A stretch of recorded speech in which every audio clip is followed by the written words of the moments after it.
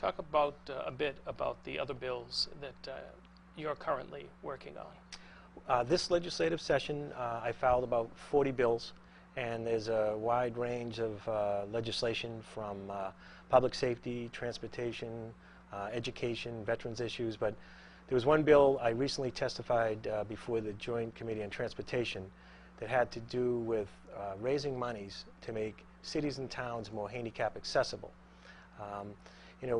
We often see the need for curb cuts, wheelchair ramps, elevators for our seniors, veterans, and the physically challenged. But what happens is a lot of cities and towns can't afford to make these implementations.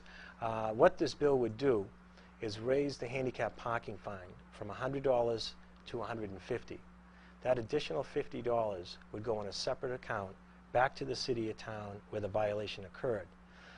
This money will create funds to make those necessary renovations on the backs of people who park in handicap spots. We all see it. We travel around shopping malls, and sadly, and there's people who do not have a placard or handicap plate, and for one reason or another, they're pulling right up, taking that spot away from someone else. So this was a way to generate money on the backs of these violators who shouldn't be parking there, without raising taxes, without raising fees, and generating the necessary monies to implement these necessary modifications.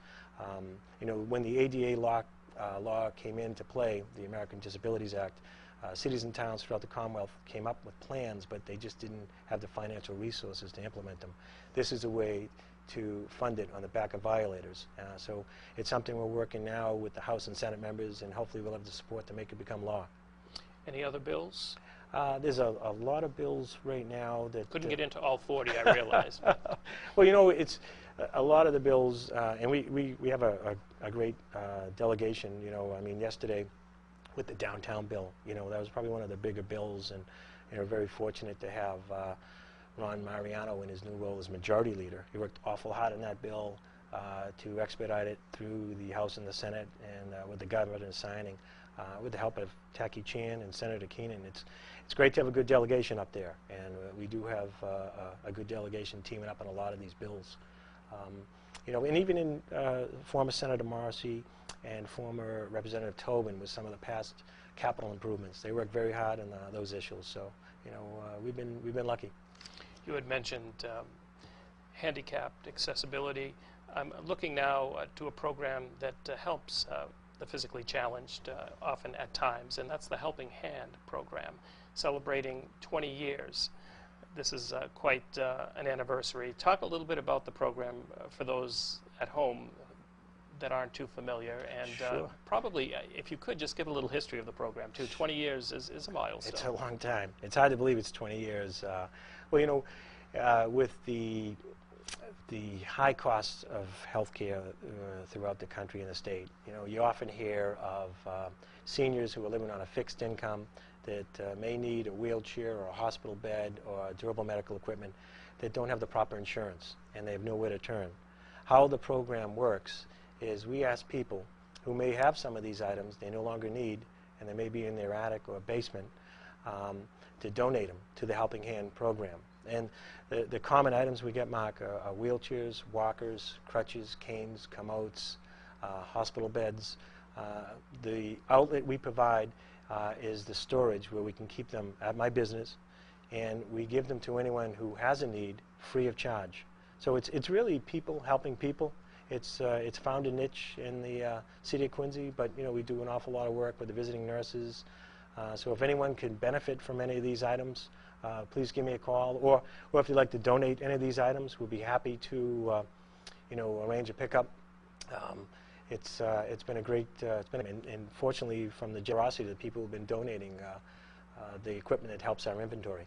Well, and again, it's a short-term disability. Folks use it for the time that they need it, then they hand it back.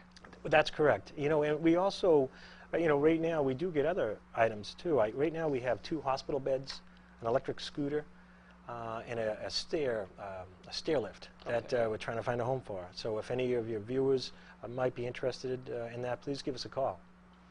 You travel all over the Commonwealth. Just curious, how does the city of Quincy compare to other communities? The city of Quincy is very fortunate, as we alluded to earlier with the capital improvements, for the size and population of the city of Quincy, there's an awful lot going on. We've got a good future, but you're right, as legislators, we do crisscross the state on various issues, and you find yourself comparing your city and town with one another, reviewing ordinances, reviewing programs, but the city of Quincy has a strong sense of community involvement. A lot of pride and history in the city of Quincy. I think we just saw that most recently in the Cleaner Greener. You saw just a lot of people come out to participate for the betterment of their neighborhood. Whether it was in my district alone, there was an awful lot of activity in Squantum, North Quincy, Wollaston, West Quincy. It's great community involvement. And, the same goes for our fraternal organizations, the Elks, the Sons of Italy, Knights of Columbus, our veterans organizations. There's groups out there like the Squantum Seaside Gardeners or just a number of Friends of Wollaston Beach do another great job. It says a lot about the group's involvement and I think the character of the people who get involved. You don't necessarily see a lot of that in other cities and towns, so we're very fortunate in the city of Quincy to have that community involvement. We should mention just briefly that you must have been relatively impressed with the census figures that came out for the city of Quincy. They show that not only are our numbers growing, we are becoming more diverse. Yes, it is. It's very encouraging, and there's so many different programs that cover the very diverse population, as we mentioned, the volunteer groups. There's an awful lot out there for people, opportunities and involvement. All they need to do in a lot of situations is just contact City Hall or the State House, and we can provide them with that information they might not be aware of. People to get in touch with you, we have had your number, and we currently do have your number and email on the screen. Mm-hmm. Best way is through email, would you say? Or they can email my office. They can give me a call. If someone would like to meet with me personally, I hold office hours every other Friday in the morning from 9:30 to 11. We had an opportunity to discuss some matters tonight, but there's a lot of other things happening. So if someone would like to meet with me, I encourage that. We're always looking, for new suggestions and different ideas throughout the district. I just want to back up just a bit. You had mentioned Cleaner Greener, and that certainly is a day in the city of Quincy where communities get together, and they're very, very driven in the community that they're cleaning up, in the area that they're cleaning up. It certainly shows pride in the city they live in. It really does, and that was a great day. The weather cooperated. There was just so many people that got involved. A lot of businesses got involved, and it's a big boost for our city too. Because you look at all the labor that was done that morning, all the people cleaning up and planting flowers and trees and shrubs. It saves the city an awful lot of money. But you're right, it shows that there's a lot of pride in the city. When we talked about contact questions, people email you. What would you say is the most common right now? What is the most common email? Is it addressing the budget, potentially the economy? It's the budget. There's so many pieces of legislation that are being, each year or each legislative session, there's approximately 6,000 bills that are filed at the State House. That many? So there is. And each one of those bills gets referred to a committee.